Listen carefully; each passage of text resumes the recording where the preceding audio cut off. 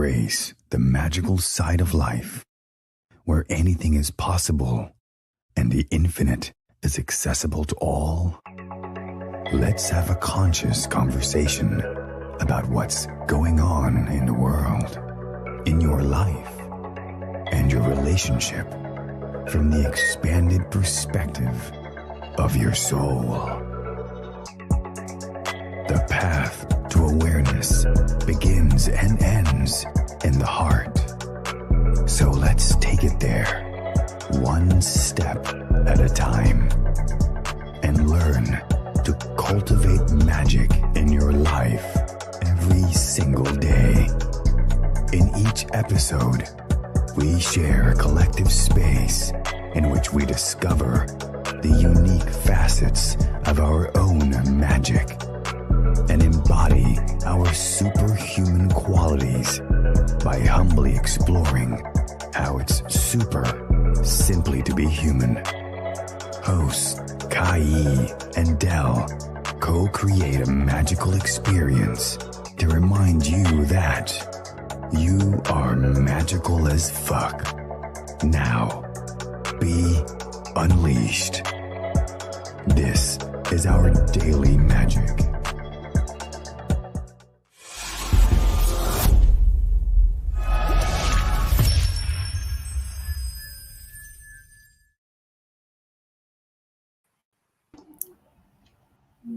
Hey guys. I'm like a hologram.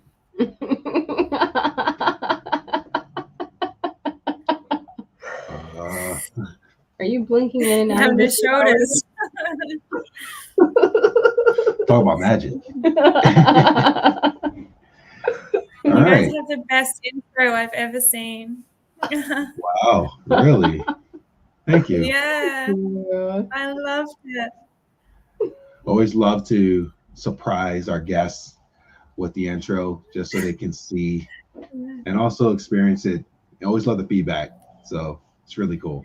Yeah, it's epic. All right. So welcome everyone to an exciting and I'm trying to think of the word and a special time of our Daily Magic Podcast. So this is going to be a magical conversation. It's also going to be pretty cool because normally we do these around noon Eastern Standard Time. And tonight we're doing it at around 7. So we're going to have different people who are going to be coming in here. Maybe some people who show up at the 12th time will show up for this one, but I'm excited for this episode. It's going to be a very amazing conversation here. And from the title of it, I'm excited. So this will be an interactive conversation. So for those of you who are here, we appreciate you. We already got a comment from someone too, and you're welcome for the invite. Thank you for accepting the invite and keep this engaging. Something resonates with you, share in the comments. You have any questions, share your questions as well. This is a magical co-creation that's happening with all of us together. We appreciate you all. We love you all. And let's create some magic. So I'm one half of the host, Dell. And I'm Kai. And I have the honor and the pleasure of introducing our guest, Rhiannon.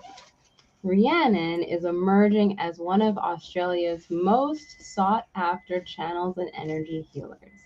With a strong and grounded connection to the galactic realms, Rhiannon has channeled the Keepers of the Light Codes, a powerful text to assist humanity during these times of great change. And this book shows its awakened readers how to finally put an end to the seemingly never-ending journey of spiritual growth and personal development, and how to live a divinely supported and inspired life. This is interesting. The channeled lessons and techniques within the Keepers of the Light Codes alchemize the reader into a higher state of consciousness where self-mastery can be realized. If you're reading and resonate with the words of this text and the channeled states, then you must trust that you are more ready than you know to just go ahead and rise up. Beyond all doubt and veils of illusion, and beyond all limitations of the mind and the emotional body, and claim your spiritual mastery and take your place as a keeper of the light codes. Welcome, Rhiannon. Yay. Thank you so much for having me. Thank you for being here. It's my pleasure. It's so cool to be on like a live podcast. I've only ever done one other live show, so this is super exciting. It's a whole different energy. Totally. Yeah. Super interested in how you actually discovered your gifts. Like, was it just a normal day and then all of a sudden, boom, you just start channeling, or did it happen with like an epic story? Well, I'm gonna say it's not an epic story. It's a pretty gentle journey to becoming a channel. And when I say that becoming a channel, I mean I didn't become anything. I always had an ability to speak to source, as we all do always have an ability to speak to source. But the only difference is I spent like a lot of time in my early 20s after like a short dark night of the soul where I realized I hated my life and everything about who I was. So then I plummeted into meditation and yoga, and I loved meditating. I loved like breath work or anything where I was just in the other worlds. Like that was what I craved and what I longed for. And I spent so much time in these practices. And I remember one day I went to like a silent retreat day, and the teacher said, have no thought. Anytime a thought comes in, let it go. So I spent time doing that at that day, and I realized that no thought was maybe step one. Like when I cleared out my deciding what I'm going to have for dinner or wondering about the future or the past, that was like step one. But I noticed that the more clear my mind became on that day, there was something that wanted to come in, and I kept pushing it away, and there was a resistance there. So then I realized that no thought isn't necessarily our highest state of meditation. There's this space where the thoughts leave, and then we allow and we receive, and the higher mind steps in, and we start to communicate with our higher aspect. And for me, it's like a really strong dialogue. It's like a very clairaudient, but it's just my higher mind, like giving me messages. But some people receive really visually or really like somatically in their body. But as I got really good at noticing that when I stop worrying about the future or the past and I just sit, clear my mind, and then I stay open and receptive enough to receive, that some good stuff comes through. And the quality of the goodness has evolved depending on my state of being. So when I first realized that I could eliminate my thoughts and receive higher messages, at the time I was doing a lot of partying. I was like definitely not living my purest life. And I was getting like gobbledygook. It was like, Rhiannon, make a blanket. That was the biggest one. And I spent a lot of time thinking about how I could make a blanket for my purpose. And then I was getting another message like, Rhiannon, do this. And it was like, okay, this is not my highest, this is not my highest truth. And then I was like, I need to clean it up here. So I cleaned it up massively. I cleaned up my lifestyle, and I sort of purified my thoughts and my life, and really started to set some very clear boundaries and intentions. I only want to receive messages from my highest and brightest guides. I only want to receive messages for the highest good of humanity and myself. And then with that intention, then I started to get the really good stuff. And that's my whole work now comes off the back of that connection, like my energy work style is that I channel a lot before my clients come. And then obviously I have the Keepers of the Light Codes, which all came through in that way. Yeah. Love your journey. And I'm curious too of receiving messages, because like for myself, I meditate too. And a lot of our audience also meditate. So you're saying receiving the messages at first, and then like, I gotta clear some stuff up. Like, what were some of like the messages you were receiving at that time that you realized, okay, there's a higher level of messages I can receive? Yeah, so my intention wasn't pure, and that's the biggest thing. So this was a long time ago. I was like trying to channel the lottery numbers, you know, and they weren't coming through accurately. And the intention isn't good. And I think what we have to understand is that source, spirit, God is there for us as soon as we tune into like service, basically service for humanity and how we can play a role in that service. So the biggest thing was that I had to change my intention. My intention was all around how can I help myself when I was channeling, like what can I do, how can I win the lottery, what can I do, how can I feel better about this. It was all like from this place of like neediness neediness and wanting, and like wanting from source, wanting, and there was creating distortion. It was creating distortion and untruths in the messages, because in my own being, there were so many distortions and untruths. What I valued in my life was distorted, and what I felt about myself was untrue. And yeah, I realized that as soon as I turned my intention outwards, how can I serve? Show me how I can be a conduit for the highest good. Then all the messages benefited me indirectly anyway. I was always told what to do. I was always told how I could receive abundance, or how I could, work in a way that's more fun and more fluid. But because the intention had shifted, the messages were true. The messages were clear. Yeah. Dang, let me stop trying to manifest a lottery now. So yeah, but maybe your intention is to just like change the world through your wealth, you know? Maybe you win.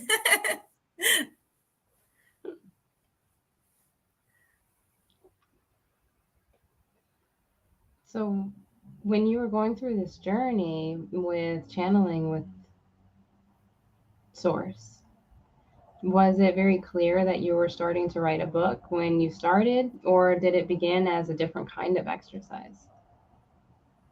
Yeah. So I was channeling for quite a long time prior to this book coming through. And a lot of my channeling that I was doing before related to my energy work clients, because I wanted to know how I could do my sessions without any agenda from myself or my clients. So that was my clearest way that I started to open as a channel. But then I got told, like in a resting moment, okay, Rhiannon, you're going to write a book soon. I was like, yes, cool. And so then I kept trying to write the book. I kept trying to sit and be like, okay, I'm ready. Like, give me this book. And it was like crickets, like nothing. And I kept trying and trying. But I speak about this in the book. There was a huge piece that I hadn't integrated. And it's a big teaching within the book. So I was taken on a bit of a journey to really get this lesson before I could write the book. And that lesson was that I had created so much separation between what it was to be spiritual or connected and my human life. So I spoke about how much I love to like meditate. I love to like be in the other worlds. And I had created these moments of sacred meditation as the moments where I'm connected to spirit. And I had made everything else something else, like a different aspect of life. So when it was time to when it was time to channel this book, I had a 2-year-old, and I was also pregnant. So my time for these practices went to like 0. And it was really, really hard for me, because I had created my entire connection to source, and my entire new essence of who I was embedded in these like 1-hour meditation practices, and they were gone. So it's like, okay, well now have I lost my connection to source? And this was the lesson. I had to realize that the meditation was a tool to remember our connection to source in every waking moment. And once I got that piece, then the book just flowed like so quickly. I was writing it in my car when the baby slept. I was writing it on my phone because I had nothing to write it on apart from my phone. And yeah, it just started to come through so quickly once I had realized that life is it. Life is it.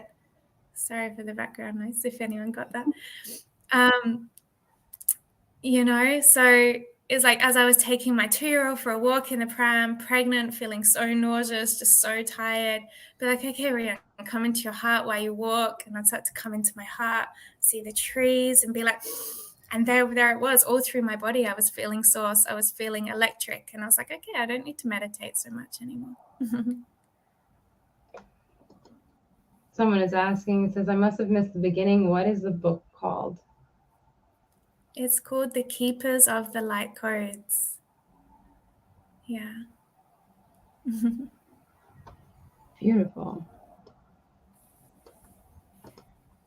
How do you feel having published this book and being at the space where you are in your life? You know, even thinking back to the you 5 or 10 years ago. Had you envisioned anything like this for yourself at all?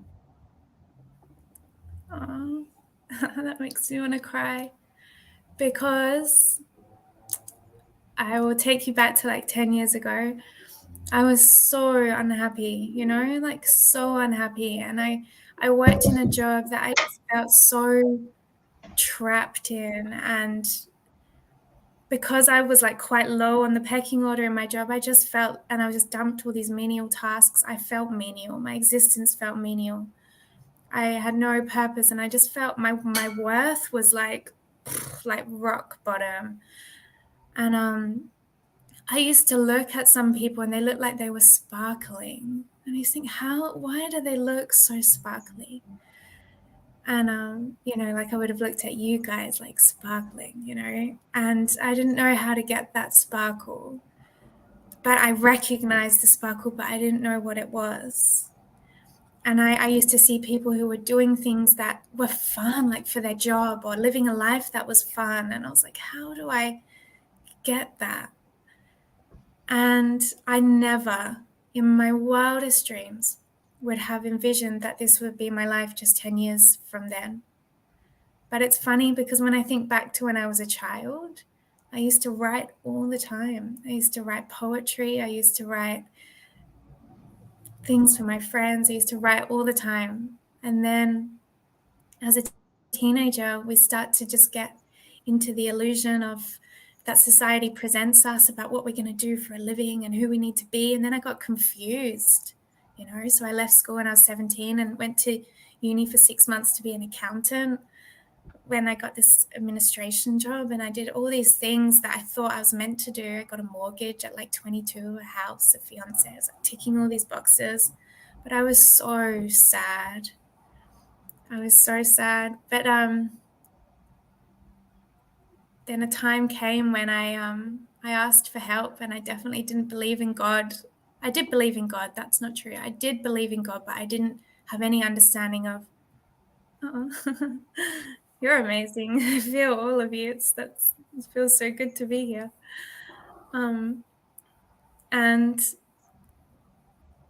it's thrown me off because I'm so overwhelmed by how beautiful it is to have like a live community while we're talking. It's so nice.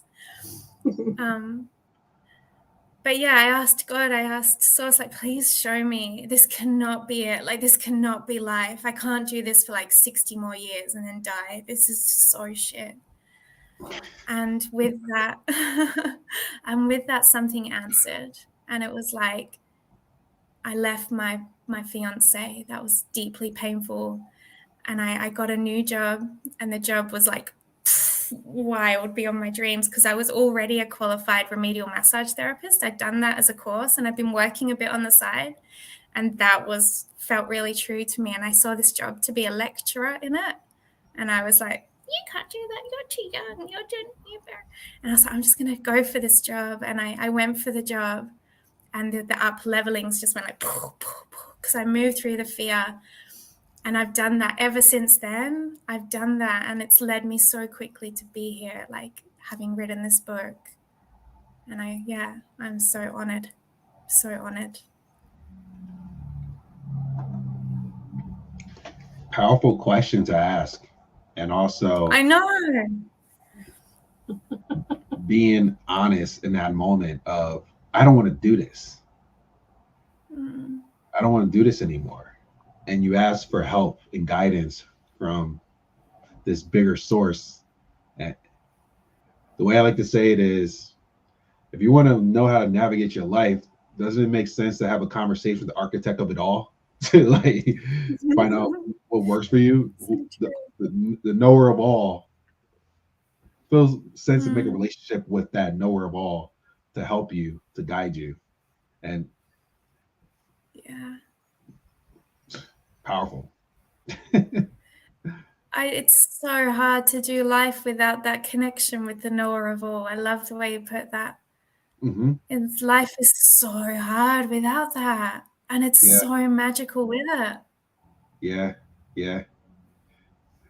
I feel like Yeah. we all have that connection. It's just how aware are you of that connection that's always around? And it's like a game Mm. that we're playing as humans, like the game of forgetting. It's sort of like, Totally. what was that? I'm trying to think of the type of things that happen. You know, like when a waiter or somebody comes to you, I'm here if you need me. Just give me a ring. That's like what God does in our life. Like, I'm here whenever you need Yeah, me.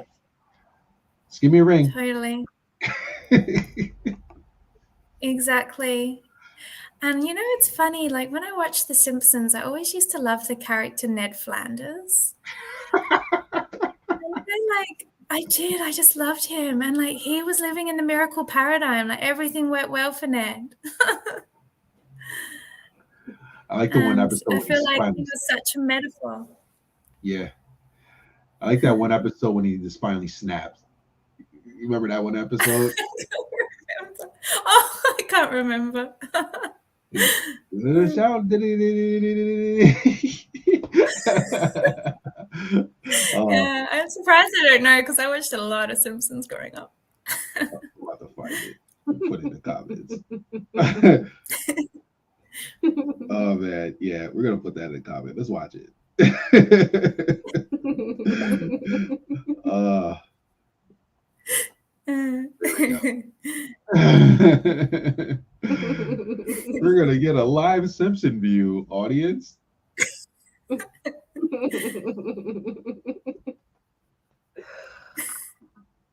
So if you're here on Facebook, you can click that link and watch Ned Flanders freak out. Oh, I thought we were gonna put it up. I can't. Oh, you got that quickly. I am source, sir. I'm source, sir. I'm a sourcer. I find things pretty quickly. Somebody put a laughing emoji on that. Yeah, yeah, I feel like I'm missing out on these comments. Oh, there it is. I see. yeah. I'm Team Bart because Bart reminds me of me when as a kid, just doing stuff. Yeah. So many metaphors in The Simpsons for Yeah, this world. yeah. Supposedly they predicted a lot of things in it. Yeah, predicted or I don't know. It's like I don't know. Maybe they knew what was coming. Who knows? Yeah. So Yeah. I'm interested, very interested to learn more about the keepers of the life code, Okay. life codes. So we'll love to hear it. Hear it in your expression. What is the keepers of the light codes? Okay. So the book is a deep, deep remembering. It's a deep, deep coming home. Because like you guys, me, so many of your listeners, like we've been doing some deep work for a long time. You know, we've been healing and journeying and like really with this beautiful human intention of being the best version of us that we can be. And we've been doing that for a long time. And a lot of this healing journey has had to happen through linear time because we were all so numb and so asleep that it has taken a journey through linear time to break out of linear time thinking. and to arrive at a space where we're connected and we realize and remember who we are. So this book, The Keepers of the Light Codes, it comes to us now. It comes to us as in people at our vibration, your listeners' vibration. And if your listeners are listening to this podcast and like it, like, don't doubt that for a second, because if you're not there, you don't know what we're saying, you know. So just trust where you're at. This book is for you to remind you that you're not in the linear time paradigm anymore. You're every aspect of you that you could ever be now. So you're your master self now. You are absolutely whole. You are absolutely realized. You are the absolute master of your soul purpose and what you're meant to do. You know exactly how to do it. Not only do you know how to do it, you know how to do it masterfully. You're all of it now. And all you need to do now is to remember that and to raise your energy. Just keep raising your energy as often as you can through your intention, and come home to your completeness, and stop separating yourself via the linear time model. Stop separating your whole and complete self to some future point and bring it home now. Like, bring it home now.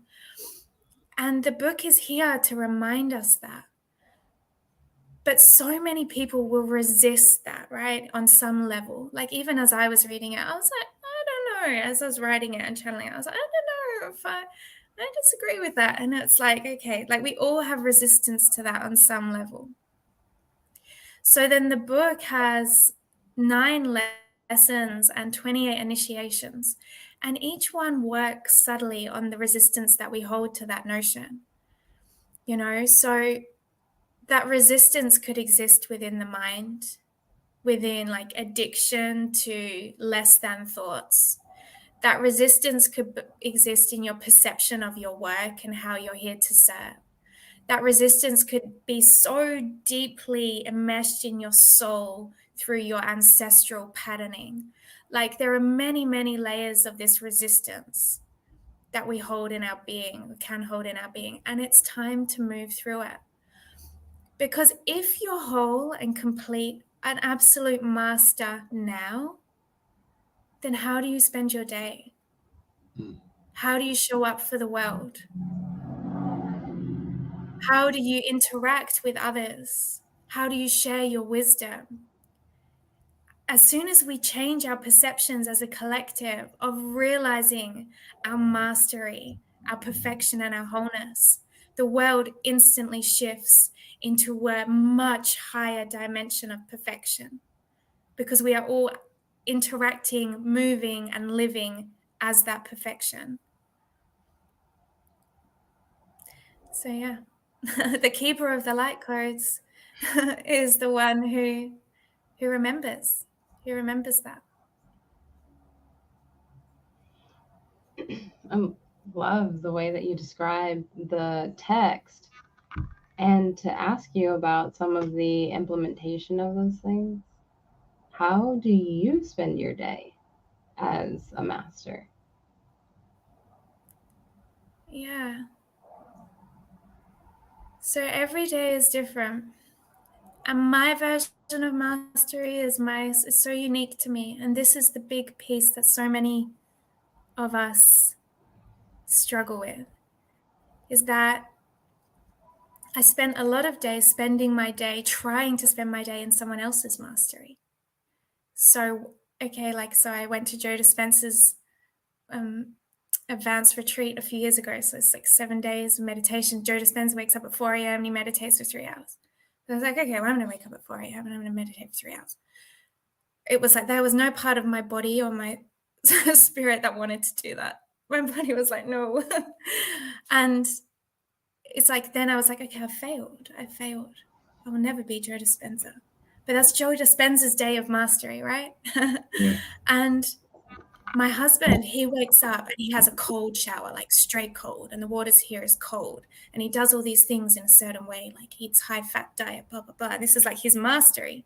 And he follows these people who share certain aspects of this mastery, but he makes it his own and he lives in that. And for a while we like butted heads because I was like, okay, well, I should have an ice bath or a cold shower. And I put my finger in the cold water. I'm like, oh, I don't want to do it. And I probably could do it. Maybe there was an aspect that I need to break through there, but it's not my day of mastery. But for me, my day of mastery is like, okay, what do I want to do today? What do I need to do today? It's like, okay, well, something has been eating away at me, like about writing this email and doing this one task that has just been like niggling away at me and I don't want to do it. So I'm going to do that because I feel that there's resistance there. And when I move through that, it's going to make me feel better. So I do that. It's like, okay, what do I want to do now? I've been on the computer for 3 hours. My head's frying. What do I want to do? I really should do some more writing, but what do I want to do? I'm going to go for a walk in the forest. And then I do that. And then it's like, now I want to write. And it doesn't matter.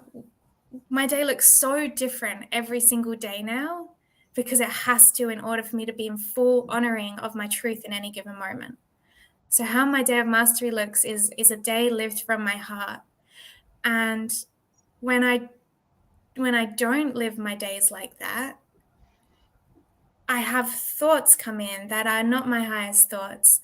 My energy dips. I start to like get resentful at life, you know? So now it's like if I'm cooking dinner for the kids and they're like really, I have a 3-year-old and a 1-year-old, everyone. So it's like dinner time is wild. And they're really at me and it's like I'm trying to cook this dinner. And it's like life starting to, it's like, what do I want to do? It's like, let's just go outside. Dinner can wait. And then it's like, I go outside, the kids follow me, they have a moment on their bike, and it's just like, it all diffuses. And it's like, and now I want to cook dinner because I'm hungry, you know? And so that's my day of mastery. It's just like not allowing any resistance to come in to the present moment. And when it does come in, how can I move it? How can I do what I do from a space of love? And it doesn't matter how that looks. So for me, my days are really random and all over the place because of the kids and what I do for work and everything. And that's how I thrive. Some people's day of mastery is going to have so much structure and rigidity, and that's when their heart will feel really expansive, and that's when they'll be able to feel really alive. So yeah, that's how it looks for me. And I think when we try and fit anybody else's mold, that's when we always fall short. And then it's like, I fucked up again. I can't believe I didn't live up to this expectation that I set of myself, which is really someone else's truth. Speak my language. Yeah. It's so hard to be someone else because you're not meant to be someone else. You're meant to be you. And the paths, that's the thing. That's the way I look at it too. Before, I would feel like I need to be like this person or be like this person. And it wasn't my flavor. So I was forcing myself to do things a certain way to try to mirror this person. And like, okay, this person made this mastery. So this is how I got to do the same way type of thing. And it's for me, it's very like robotic and like egoic condition. I need to learn how to do it like this person type of thing. Yeah. Yeah, and I think it must be even tougher for men because men, I've noticed with my husband, he thrives much more in structure. Like my day of flow and like the amount of sitting on the couch that I do would not work for him, you know. But because he knows that level of structure holds him and allows him to be his most authentic expression of himself, he sees other men who are embodying structure to the extreme, like so much discipline. And I think it's easy for men to compare in that way. You know, they see this like schedule of like 4 a.m. do this, 6 a.m. lift weights, 8 a.m. like black coffee, whatever, you know, it's like so disciplined, and men see that. And I think it's easy for a lot of men to compare that. So it's awesome. I think it's so awesome when men like you, like my husband now, find the sweet spot that's just for you. Yeah. I'm a flower, so Yeah, I like to flow with things, and beautiful. structure works in certain aspects. I was that person before, like cold shower, and you remember me, cold shower, breath of fire from Tony Robbins, cigar, doing the Tony Robbins thing and doing all this other stuff because other people told me this is what to do for it. This is how to get success. This is how, because pretty much what I'm hearing now is like, this is how I got successful. So this is how you need to do it because I did it and it worked for me. So you need to do it this way because it worked for me. But it's like, wait, like, what if I want to work out at 12 o'clock in the afternoon? What if I want to go for a nature walk in the morning? What if I want to Yeah, drink my cacao? What if I want to do all these other stuff like this? Stuff that helps me to get into my state, my flow state. But it's like going to the supermarket as well. Some things when people say, "Oh, let me try this thing out and see," it works for me now, and then like, wait, it's not working for me anymore. But before, when something wasn't working for me anymore, I would try to keep forcing it to work. mm-hmm. Yeah. And I feel like we all are here to embody our own unique mastery, and we're gonna hold one piece really strong. Like Joe Dispenza, he's just got that mental like manifestation, meditation thing so strong, right? Mm-hmm. So he embodies that to the extreme. And I've done some work with a lady who I love. She's my friend, and she's the tantrika goddess queen, and she speaks about the way she makes love as a practice for 4 hours, and every part of her is just like blah, blah, blah. And it's like, whoa, I feel like I need to lift up my game. And it's like, well, that's what she teaches. Like, that's her mastery. She's the tantrika queen. Like, she's gonna make love for like these marathon sessions every day because that's what she teaches. And Right. like we all, when we find our own truth, our own mastery, we're always going to fall short of other people's mastery because it's not our truth. Mm-hmm. Someone commented at least 7 billion different ways to be and think every day. At least. At least. And it Yeah, goes up, totally. and it goes up to infinity. Yeah, totally. We're all so different, and we've all got these gems. And this is what the book wants us to remember. It's like there's nothing to become. Just let go of the external programs, and you're already it. Honor your heart today, despite your fears, despite your resistance, and you're going to be moving towards the most profoundly delicious and amazing life that you could ever imagine. Hmm. So how does someone start to let go of the external program? Mm. Oh. Well, it comes in layers. We don't let go of the whole thing at one go. So the first layer of our awakening is going to be different for everybody. But there'll be one thing. There'll be one catalyst. And my catalyst was just seeing the ludicrousy of life, driving along this freeway in my car, getting into this little office and doing this and then getting back. I just saw the ludicrousy. And that was like a layer shattered. It is ludicrous. And I asked, this can't be real. And I was shown, no, it's not real.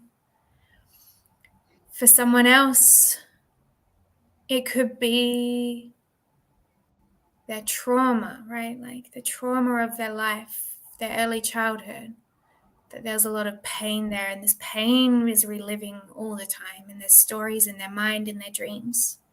And they're feeling it in their body all the time. It's like, okay, what is this pain trying to show you? And then you go into the pain and you find a way to love it. And you find the way to see it as a gateway. And then the pain is a portal within your body for truth. And then just like that, this whole paradigm dissolves because you stepped into the portal. And then when we just do one thing, then a new layer reveals itself, and we think that layer is truth. And then the more we think that layer is truth, we'll start to see the cracks in it. And we are only ever in the truth of this moment. We're always moving towards more truth. And the external conditioning, the external program is what distorts us and what binds us in our present reality, thinking that's truth, you know? But we will only ever see the layer of truth that we're ready for. We'll only ever see the layer of truth that we're ready for. And healing and truth go hand in hand. And we're like an onion, just constantly peeling back layers. And if you stay in the portal of the heart, that little seed of infinite truth at the center of the heart, that's the center of all-knowing truth. And you'll constantly be shaping your reality into greater and greater alignment with that on any given day. So the external falsities are going to be constantly peeling away, coming back to that whole truth more and more. So, yeah, all that we need to do is just keep staying connected to that heart space. Keep asking to be shown more truth. Keep seeing the humor in this crazy existence and feeling its temporary nature. And in that, the external holds of the illusion can never really hold us completely. Yeah. Especially with the illusions being as loud as it is in this current moment as well. So Right. definitely feels that it's time. It's showing like it's time for you to reconnect to you right now. Totally.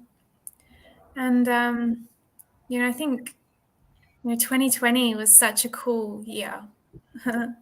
Crazy year. A cool year, though, because when we're busy, we just participate in the illusion. So in such a program like one track mind, get in the car, go to work, do this. We're so busy, we don't get to question. And we build out, a lot of people, we're building our identities based on our busyness. I am this role. I do this with my day. And then in 2020, no one went to work and everyone's at home. It's like everyone's illusory identity started to crumble. It's like, well, if I'm not this job, then who am I? If I'm not my busyness, then who am I? And this was such a collective dark night of the soul for everybody in 2020. So many people that hadn't already was forced to go within, forced to look at their own truth. And that's why I feel so many people had this awakening to the external distortions.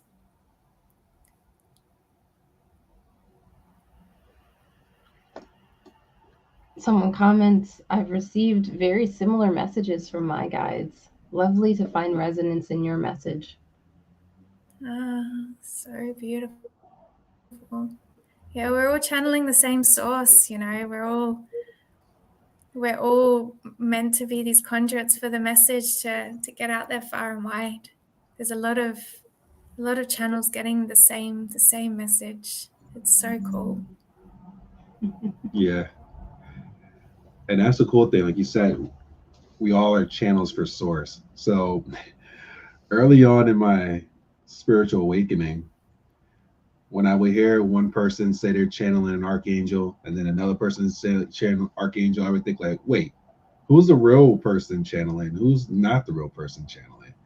But this totality of infinite, meaning everything simultaneously, and also these beings that are so powerful, these archangels, it can come through multiple people at the same time. That's connectedness that we have.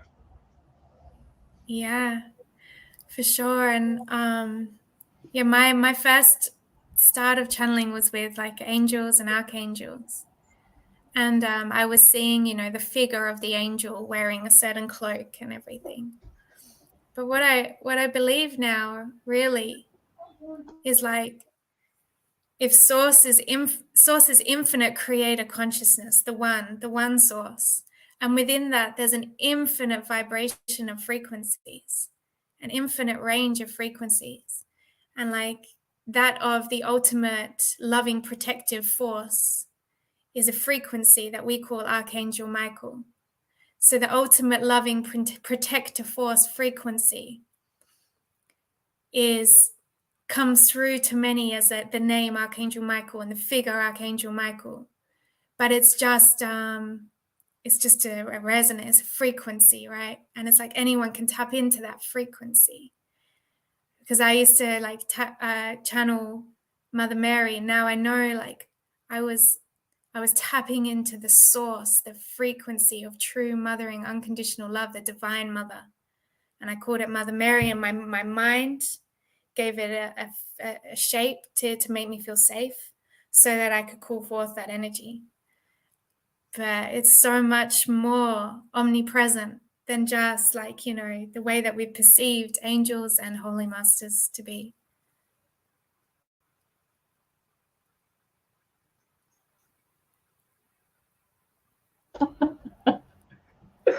What you mean? Yeah. That makes a lot of sense, right?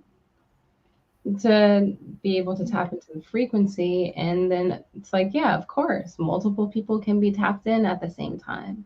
Multiple people can be receiving a message from the same frequency, or even have that frequency be a collaborative part of another collective, that is, ultimately sharing the same message. It's when we start to give give the frequency, that anthropomorphism, to make us feel safe, or to give us familiarity, that maybe sometimes the ego can start to do things to want to distort what it actually is. Yeah.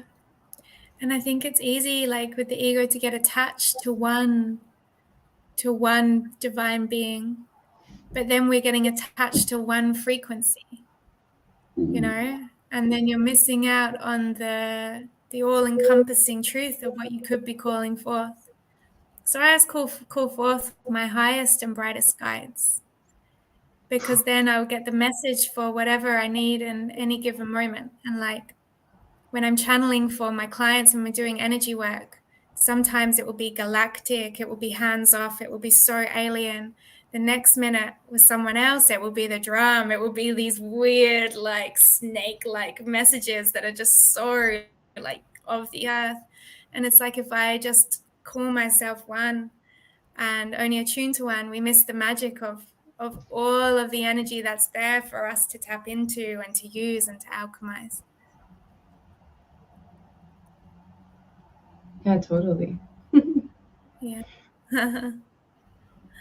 That's a word that we hear used a lot: alchemy and alchemize. And I'm so curious, what does it mean to you? Oh, it's like my favorite word. Well, I've got a lot of favorite words, but it feels real good right now. So we are all aspects of the Creator. We are all aspects of the one source. And we are creator beings in our own self as well. Because we are of the Creator, therefore we are creators. And we have the power with these minds and with our intention and with our heart to bend and move the illusion around us, to bend and move energy. Energy moves with intention, and it moves with our mind, it moves with our hearts. So when we realize that we are aspects of Source, we are creators ourselves, creating and moving the world and shaping the world around us, then we can tap into our true alchemizing, masterful nature. And anything that we don't want in our field, we can alchemize it. We can choose what to do with energy. We can be shown how to transmute energy. And I don't mean resisting energy. I mean becoming the true master alchemizer. So as I spoke of that example where pain is a portal, right? To alchemize that pain isn't to deny the pain. To alchemize the trauma isn't to deny the trauma or to not go there and to push it away. To alchemize the trauma is to say to Spirit, show me how I can use this energy to find more love. And then to stay so open and receptive and see where you're taken. See if you're taken on a journey inward where start to cry and move your body, or you start to shake, or you start to tremble, and energy starts to move. And have no mind, have no intention of the ego, and just allow that intention to move you and see what happens. See how your heart opens and see how you're moved into a higher paradigm. And the same is true in like our physical realities. So I love playing with my physical reality, you know. We've always been so blessed with finding magical homes. And something I like to say is like, thank you so much. Thank you so much for this magical home. Show me. I'm curious. Is there more? Is there more magic? Show me. And like, this is me playing, right? This is me as the alchemist, knowing how powerful I am as the creator. And the answer is always yes. Of course, there's more magic. So that to me is alchemy. It's like learning how to transform your internal world with your intention, your presence, your love and awareness. Learning how to transform your external world with the same qualities, your presence, your attention, your love, your gratitude, and your awareness. All of the things that you just named, attention, gratitude, awareness, love, those sound like the new currencies to me. What do you think? 100%. 100%. I feel like, you know, when we realize it's a game, really, an illusion, they are the things that help us to win and play in the best way possible. They are the currencies. I love that.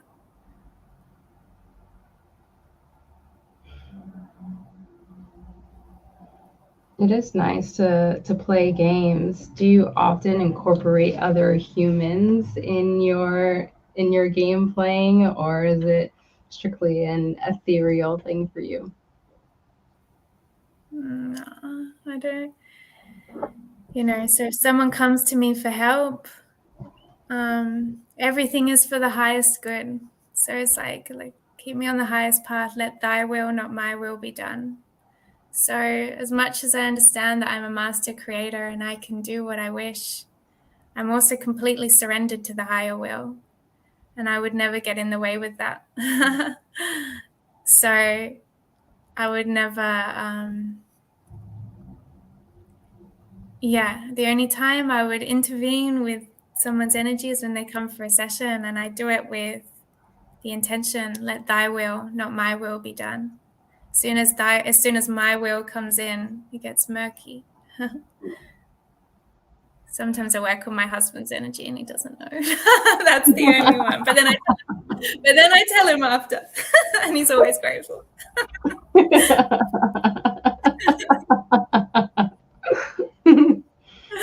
have so many opportunities, right? To have fun. And you know, another word that people are using these days that seems to be really popular is co-creating.